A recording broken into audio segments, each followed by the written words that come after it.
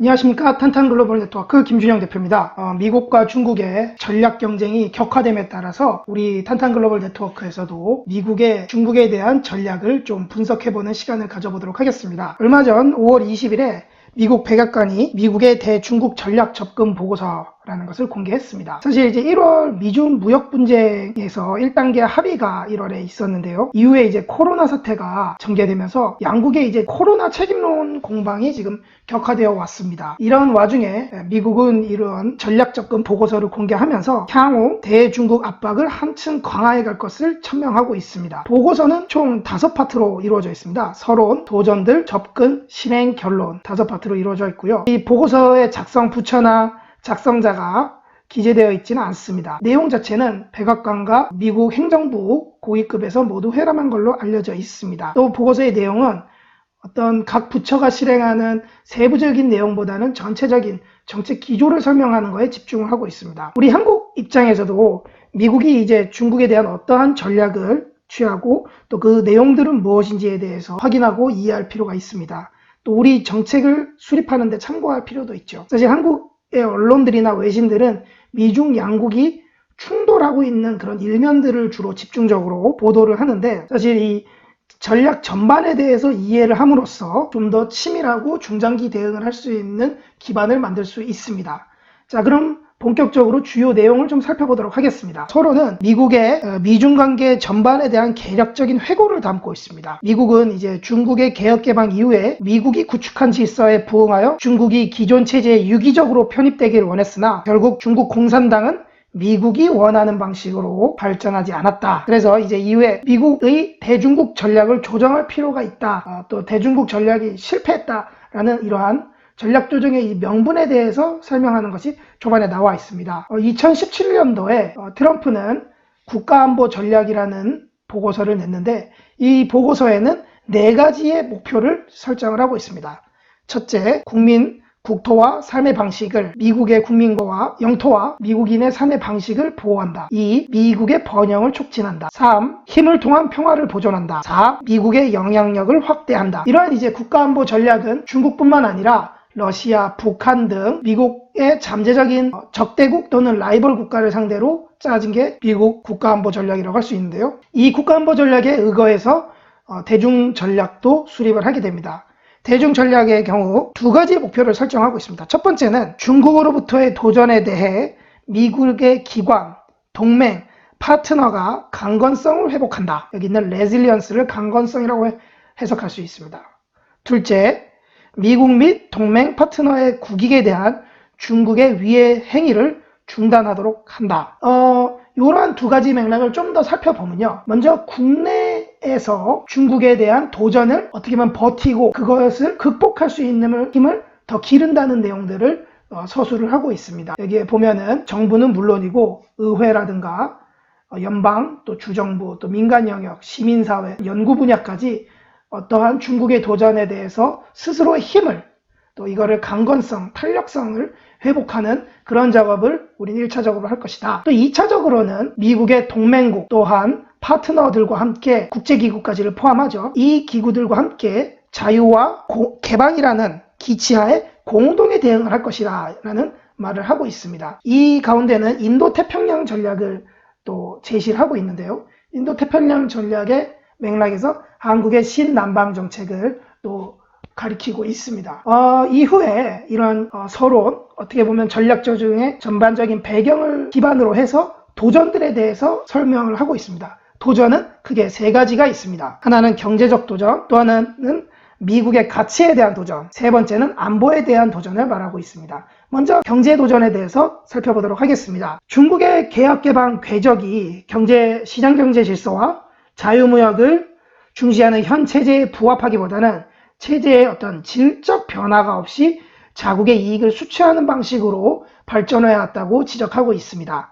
특히 2001년도에 중국이 WTO에 가입하면서 중국 경제 시스템이 시장 중심의 경제 시스템으로 전환될 거라는 좀 기대가 있었는데, 그러한 기대가 모두 실현되지 않았다고 지적하고 있습니다. 중국 공산당은 경제 구조와 국유기업의 비시장 경제적인 특징과 무역과 투자에 있어서 또 중상주의적 접근을 견지하고 있다는 것도 문제로 지적이 되고 있습니다. 미국의 무역 대표부는 중국에게 오랜 기간 어떤 잘못된 무역 관행, 무역 투자 관행에 대해서 문제 지적을 했었는데 베이징, 중국 같은 경우는 이에 대해서 성실하게 대응하지 않았다라는 미국의 좀 우울한 또 자조적인 평가가 나오고 있습니다. 특히 WTO에서 중국은 아직 개발도상국의 위치를 점하고 있는데 실제 중국 스스로도 스스로가 성숙된 경제임을 자임을 하고 있으면서도 계속 개발도상국의 위치를 유지하여 그 이익을 편취하고 있다는 것 역시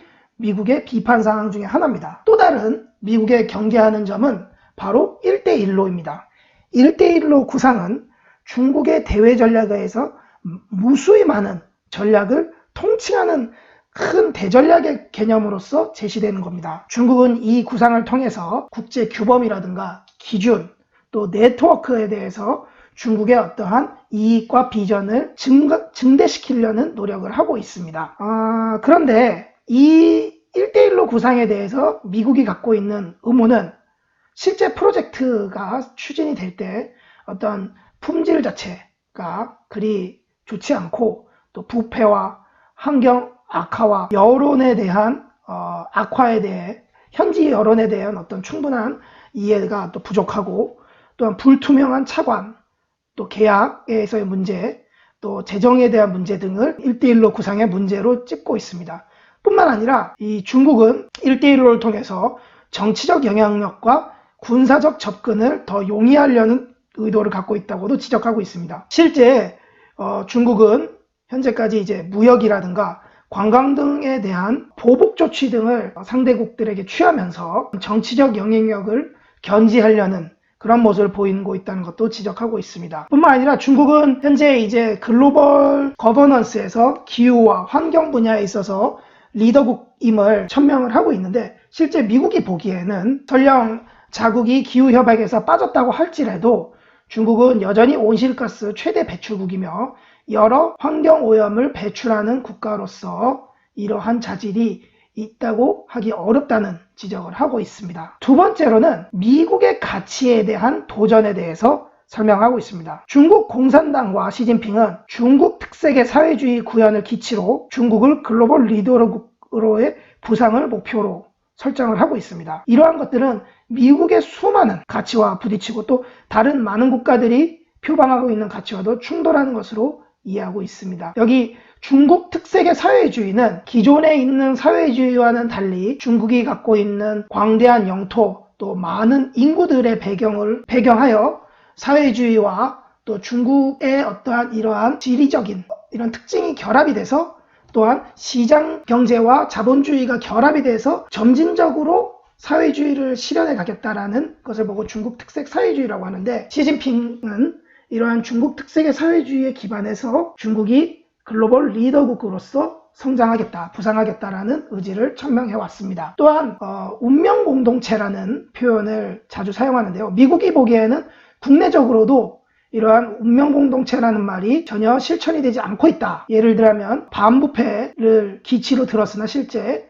정적을 제거하는 데 사용하거나 또한 언론인들이나 법률가들이나 또는 시민활동가들에게 대해서 압박을 하거나 또한 여러 가지 공동 운명체, 운명공동체라는 거에 걸맞지 않는 행위들을 하고 있다라고 지적을 하고요. 또한 이 신장 위구르 문제 같은 경우도 심각하게 받아들이고 있습니다. 또한 종교적인 문제 역시도 상당히 운명공동체의 명분에 맞지 않다라는 지적을 하고 있습니다. 반면에 공산당의 이념적 동질성과 영향력을 해외로도 적극 전파하려고 노력하고 있습니다. 미국, 유럽, 영국, 호주 등에서 다방면의 기관과 단체, 기업에도 공산당의 영향력을 확대하려는 시도를 하고 있습니다. 가령 이제 미국의 농구팀이라든가 또 유럽에 있는 축구팀들을 활용을 할 수도 있고요. 또 중국에서 사용하는 이 라디오라든가 여러 선전, 온라인, 또한 TV 이런 여러한 미디어 도구들을 통해서 선전을 해서 중국 공산당의 기치를 확산시키려는 것도 있습니다. 또한 이 미디어는 특히 이제 미국이라든가 또 다른 개방 민주주의 국가에 대해서도 또한 이익을 극대화시키기 위한 접근을 취하고 있다고 판단하고 있습니다. 뿐만 아니라 이러한 학계라든가 또한 이러한 사업가들이라든가 여러 분야에 있어서도 영향력을 확대하려는 시도를 하고 있다는 것이 미국의 어떠한 판단이고, 이러한 공산당의 영향력 확대 시도가 미국의 가치에 정면 충돌하고 있다라는 것이 미국의 진단입니다. 세 번째는 안보에 대한 도전입니다. 안보에 대한 도전은 중국의 국력이 신장됨에 따라 중국 이익에 위협이 되거나 전략적인 목표에 부합할 경우 중국 공산당은 자국의 영향력과 의지를 전 세계로 투사할 수 있는 영향력을 강화하고 있다고 판단하고 있습니다. 사실 미국 국방부는 매년 중국 국방의 전력 강화 추이에 대한 분석을 하고 있고, 2019년 7월 중국 국방부도 1대1로 구상이 인민해방군의 해양에서의 영향력 확대와 연관이 되어 있다고 보고하고 있습니다. 또한 중국은 이제 군사 강국으로의 도약을 위한 국내 사업을 정비하고 글로벌 정보통신 기술을 비약적으로 발전시켜가는 추세입니다. 중요한 것이 이제 군민융합이라는 개념인데요.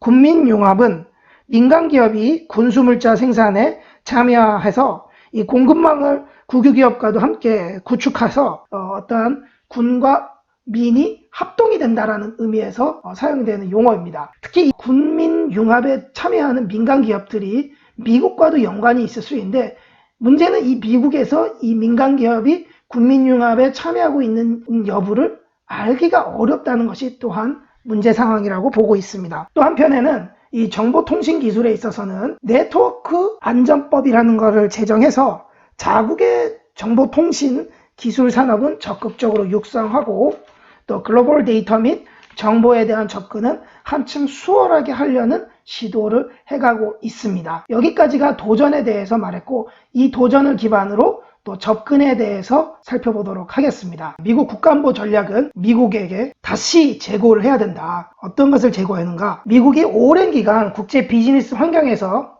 중국이 올바른 행위자이자 믿을 수 있는 파트너로서 성장하길 바라며 이에 기초한 대중정책을 수립해온 것을 다시 생각할 필요가 있다. 왜냐? 이러한 전제들이 모두 허위로 나타났기 때문이다. 중국은 민주주의에 대해서 신뢰를 떨어뜨리고자 계속적으로 노력하면서 또 반서구적 관점과 허위 사실을 전파해서 동맹을 포함한 미국 체제의 균열을 야기시키는 정보를 발신해왔다고 보고 있습니다. 이에 따라서 미국은 현실주의에 입각해서 중국의 도전에 대해 전략 경쟁을 유지하고 미국의 이익을 적절하게 보호할 것이라고 천명하였습니다. 국가안보 전략과 또 인도 태평양 지역에서의 비전, 주권이라든가 자유, 법에 의한 통치, 공정, 호혜 등에 기반해서 중국에 대한 전략 접근을 취해갈 것이다. 이런 것을 제시하고 있습니다. 근데 이러한 접근이 사실은 중국뿐만 아니라 또 다른 나라에도 동일하게 적용되는 것이라는 이러한 단서를 좀 남겨놓고 있습니다. 다만 이제 또한 이 미국 같은 경우는 중국의 어떤 국내 거버넌스, 국내 통치에 대해서는 어떤 변화를 꾀하는 것을 의미하진 않는다고 합니다. 다만 미국 자국의 이익이 훼손되거나 중국의 어떠한 내부에서의 문제가 외부적으로 표출이 돼서 미국에게 영향을 준다면 이에 대응하는 방식으로 경쟁을 전개하겠다라고 하고 있습니다. 일종의 약간 수동적인 부분이 있다고 할 수 있죠. 적극적으로 중국을 변화시키려기보다는 중국에서 오는 어떤 영향력을 차단하는 방식이라는 이러한 의미를 좀 담고 있는 것 같습니다. 미국은 중국 공산당에서 주장하는 일련의 가치와 원칙에 대해 단호히 거부할 것이고, 중국이 자유, 개방, 규칙 기반의 국제사회 질서를 약화하고자 하는 시도를 수용하지 않을 것이라고 엄중하게 말하고 있습니다. 미국은 또한 중국이 언급하는 대화를 위한 적절한 환경이라든가 또 여건의 요구에 대해서 단호히 거부하고 상징주의라든가 또는 화려한 행사에 별다른 가치를 두지 않을 것이며, 그간 조용한 외교를 펼쳐왔는데 이게 무위로 돌아갔기 때문에 중국 공산당에 대한 여론적 압박을 병행하면서 미국의 국익을 지키기 위한 실질적인 조치를 취할 것임을 천명하고 있습니다. 미국은 어떠한 이러한 전략 접근이 중국을 완전히 배제시키려는 그런 것은 아닙니다. 이 미국은 중국과의 경쟁을 추구하면서도 어떠한 관여를 할 것인데, 어떻게 보면 협력이죠. 이건 선별적이고 또 결과 중심적이면서 양국의 이익을 상호 증진시킬 수 있는 방향에서 할 것이다. 그러니까 협력이라는 것은 할 수는 있되 상당히 선별적으로 할 것이다 라는 의미를 제시하고 있습니다. 이러한 접근 방법의 기초에서 이제 보다 실천 영역에서의 내용들을 제시하고 있습니다. 실천 영역을 알아보도록 하겠습니다.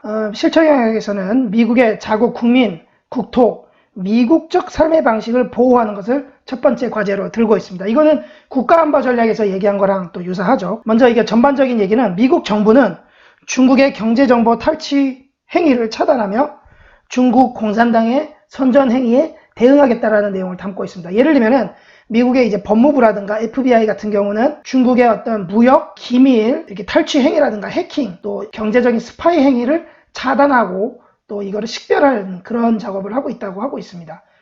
또한 미국에 있는 중국계 어떤 방송들, 특히 이 공산당의 지원을 받고 있는 방송들의 어떠한 행위에 대해서 면밀하게 관찰하고 모니터링 할 것임을 천명하고 있습니다.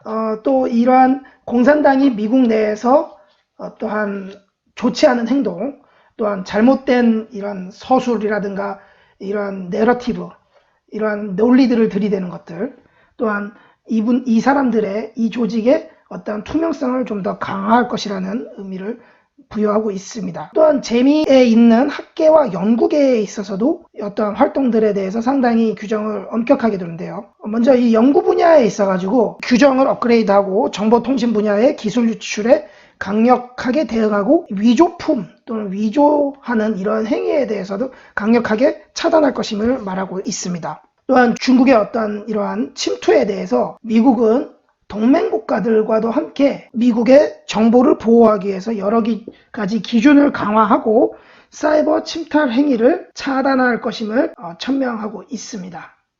이게 전반적인 첫 번째 실천 영역에서 말하고 있는 내용입니다. 또한 이 투자 분야에 있어가지고도 강력한 모니터링 조치를 취할 것을 천명하고 있는데요. 외국인 투자위원회에서 외국인 투자 위험 심사 현대화법을 도입하는 등 중국의 투자에 대해서도 모니터링을 강화할 것을 천명하고 있습니다. 또한 수출 통제를 강화할 거고 중국의 군민융합 기업들에게도 기준을 엄격하게 적용할 것입니다. 동맹국들에게 대해서도 투자 검토를 강화하는 이러한 메커니즘을 개발할 것을 촉구하고 수출 통제를 강화할 것을 요구할 것이라고 하고 있습니다. 두 번째 실천 영역으로 가서는 바로 미국의 번영을 촉진하는 그런 분야에 대해서 어떤 실천적인 조치를 취할 것을 설명하고 있습니다.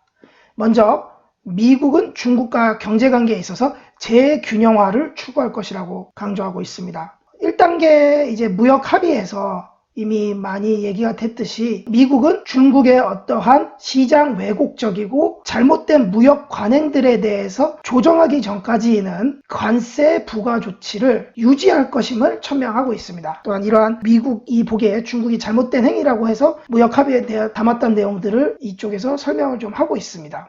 또한 세제 개혁과 규제 철폐를 통해서 5G 기술 등 첨단 기술, 첨단 정보통신 기술을 육성을 해서 미국 경제를 재차 부흥시킬 수 있도록 촉진할 것이다 라는 이런 점을 또 천명을 하고 있습니다. 뿐만 아니라 미국과 일본, 유럽 등과 경제적 비전을 공유하고 또 동맹과 파트너 국가들과 평화와 번영과 관련한 협력을 확대할 것임을 또 천명을 하고 있습니다. 세 번째는 힘을 통한 평화를 보존한다는 것입니다. 미국은 중국과의 장기 경쟁을 우선적으로 고려하고 국방을 현대화하고 파트너들과 중국에 대한 대응을 강화해 갈 것임을 천명을 하고 있습니다. 국방부는 초음속 수단, 어떻게 보면 스텔스라든가 어떻게 첨단 무기라고 했죠. 이런 배치를 더욱 빠르게 전개할 것이고 사이버와 우주 영역에서의 투자를 강화하며 아주 치명적인 무기를 만드는 거에도 투자를 아끼지 않겠다라는 이러한 내용을 담고 있습니다. 또한 미국은 항해의 자유와 국제법이 허용하는 한도에서 특히 이제 남사군도를 여기 포함한다고 했는데요. 어떠한 이러한 해양에서의 군사훈련을 지속적으로 수행할 것임을 천명하고 있습니다. 또 다른 축은 동맹국가 파트너들과의 탄탄한 관계에 기반하여 함께 중국에 대응하는 능력을 제고해 갈 것임을 천명하고 있습니다. 미국은 하나의 중국 원칙을 염두에 두면서도 대만과 강력한 비공식적인 관계를 유지할 것임을 강조하고 있습니다. 군사 안보 분야에서 미국은 건설적이고 결과 중심적인 어떠한 관계를 유지할 것이다. 아까 말했던 인게이지먼트의 개념이랑 비슷한데 어떠한 건설적이고 결과 중심은 협력 분야에 있어서는 이러한 입장을 취할 것이다. 또 경쟁을 할 것은 할 것이다 라는 걸로 해석하는 게 더 맞을 것 같습니다. 마지막으로는 미국의 영향력을 확대하는 그러한 방안에 대해서 설명을 하고 있습니다. 미국이 70년에 걸쳐 2차 대전 이후죠. 자유와 개방의 국제 질서에 대해 중국이 전제 정치라든가 자기검열, 부패, 중상주의적 경제, 윤리와 종교적 다양성에 대한 무관용 등의 접근을 하는 것에 강력하게 반대할 것이 천명하고 있습니다. 또 이제 종교적 자유라든가 또 인권, 시민사회 등의 중요성을 계속 제기할 것이고 또 신장 지역에서의 어떠한 탄압에 대해서도 계속 문제를 제기할 것임을 천명을 하고 있습니다. 또한 미국은 자국의 기술이 중국의 국방과 권위주의 체제를 돕는 것을 막을 것이다 라는 것을 강조를 하고 있고요. 미국은 2차 대전 이후 구축된 국제체제의 근간을 이루는 가치와 규범의 유지를 위해서 노력할 것이다. 이런 맥락에서 이제 요새 아주 뜨거운 이슈가 되고 있는 홍콩에 대한 서술이 나오는데요. 홍콩이 자율성, 법에 의한 통치, 민주주의적인 자유를 유지할 수 있게 하고 또 국제금융과 비즈니스의 허브 역할을 지속할 수 있도록 지원할 것이라고 강조하고 있습니다. 인도태평양 지역에서도 자유 비즈니스와 민주적 거버넌스의 촉진자 역할을 할 것이며 이 지역에서 일본, 호주 등과 푸른점 네트워크, 이건 이제 1대1로의 어떻게 보면 대안적인 방안을 제시하는 건데요. 이런 걸 만들어서 영내 인프라 건설을 위한 투자자금 조달과 건설을 수행할 것임을 천명하고 있습니다. 이래서 이제 결론 분야에서는 미국의 대중국 전략 접근은 중국에 대한 근본적인 재평가를 통해서 수립된 것이고 미국은 두 체제 간의 장기적인 경쟁이 불가피하다고 인식하고 있습니다. 그래서 이 보고서는 미국 전체 정부의 접근 기조에 대해서 제시하고 있음을 알리고 있습니다. 여기까지가 이제 전반적인 보고서의 주요 내용을 살펴보았습니다. 이 보고서에 대한 좀 평가들을 좀 살펴보도록 하겠습니다. 자, 평가를 좀 해보도록 하겠습니다. 지난 1월 미중 간 이제 1단계 합의가 이루어지면서 미중 간 관계가 일단락이 되어가던 상황이었는데 코로나 사태 이후 미국 내 중국 강경론이 다시 확대되는 흐름에서 이 보고서가 공개되었습니다. 코로나 사태로 인해 중국 책임론이 대두되면서 미국 행정부 내에도 중국에 대한 강경파인 매파와 온건파인 비둘기파의 논쟁이 좀 있었는데 이러한 논쟁도 거의 종식이 되고 현재는 대중국 전략에 대한 강경 대응 기조인 매파로 굳어지는 형국이라고 워싱턴 포스트는 보고하고 있습니다. 일각에서는 현재 미국 내 대중국 강경 기조보다 보고서가 유화적으로 작성되었다고 평가하고 있으며 코로나 사태를 비롯한 중국에 대한 책임을 강력하게 물어야 한다는 의견이 탄력을 받고 있는 형국입니다. 하반기 대선을 앞둔 트럼프는 미국 국내 경제, 코로나, 홍콩 문제 등 정치 경제 및 글로벌 거버넌스 등 전 분야에서 중국 책임론을 보다 강하게 주장하고 있어서 대중 강경론이 더욱 힘을 받을 것입니다. 아마 민주당 대선 주자인 바이든도 트럼프보다는 좀 약하겠으나 대중 강경론을 펼 것으로 전망이 되고 있습니다. 반면 중국 입장에서는 이 보고서에 대해서 미국과의 관계가 원만하게 유지되길 원한다는 주장을 되풀이하면서도 보고서가 기초하고 있는 어떤 미국의 사고방식이 과거 냉전식 사고방식에 기반하고 있어서 미중 관계를 대결 구도로 간주하고 있다고 애둘러 비판했습니다. 또한 양회에서 홍콩 보안법을 제정하면서 중국도 소극적이지 않은 어떻게 보면 강경한 대응을 이어갈 것임을 시사하고 있습니다. 자, 미중 전략 경쟁의 관건 중 하나는 미국 대선 결과입니다. 누가 당선되는지에 따라 대중 강경책의 향방에도 큰 영향을 미칠 것으로 전망이 됩니다. 현재는 코로나 사태로 인해서 미국 경제가 크게 악화된 상황이라 트럼프 지지가 과거보다 대폭 줄어든 상황이긴 합니다. 그러나 바이든의 경쟁력도 크게 개선되고 있지 않은 상황이라서 하반기에 어떠한 대선 쟁점이 등장하냐에 따라서 누가 당선되는지 여부도 결정이 될 것으로 전망들이 되고 있습니다. 이 보고서가 한국에 주는 시사점은 무엇인가 살펴보았습니다. 한국도 보다 전방위적인 차원에서 대중국, 대미국 등 신냉전 전략을 수립할 필요가 있습니다. 미국의 대중국 보고서에서 참고를 하여 한국도 중국과의 협력과 경쟁의 범위와 내용에 대해 정밀한 점검을 할 필요가 있습니다. 사실 과거 사드 시기에 한국이 중국에 대한 협력과 경쟁에 대해서 점검을 했었는데요. 현재는 신냉전 시대라는 또 다른 여건에 따라서 많은 사안을 고려해서 점검을 해볼 필요가 있을 것 같습니다. 또한 정부나 기업들은 각 분야별로 발생 가능한 입체적인 시나리오를 강구해서 대응 방안 마련을 시급하게 준비할 필요가 있습니다. 이 보고서에서 미국은 동맹국인 한국과의 공조 필요성을 강조했는데요. 자유민주주의에 기반하고 있는 한국은 이 한미동맹이라는 기반과 또 글로벌 공급망의 변화라는 시대 흐름에 따라서 능동적으로 부응하는 형태로 대중국 전략을 조정해 갈 필요가 있습니다. 이번 편은 미중 신냉전이 격화됨에 따라 미국의 대중국 전략 보고에 대해서 심도 있게 살펴보았습니다. 다음 편도 미중 신냉전에 대한 살펴보도록 하겠습니다. 그럼 다음 방송으로 인사드리겠습니다. 탄탄글로벌 네트워크 김준영 대표였습니다. 구독과 좋아요도 잊지 마시기 바라겠습니다. 감사합니다.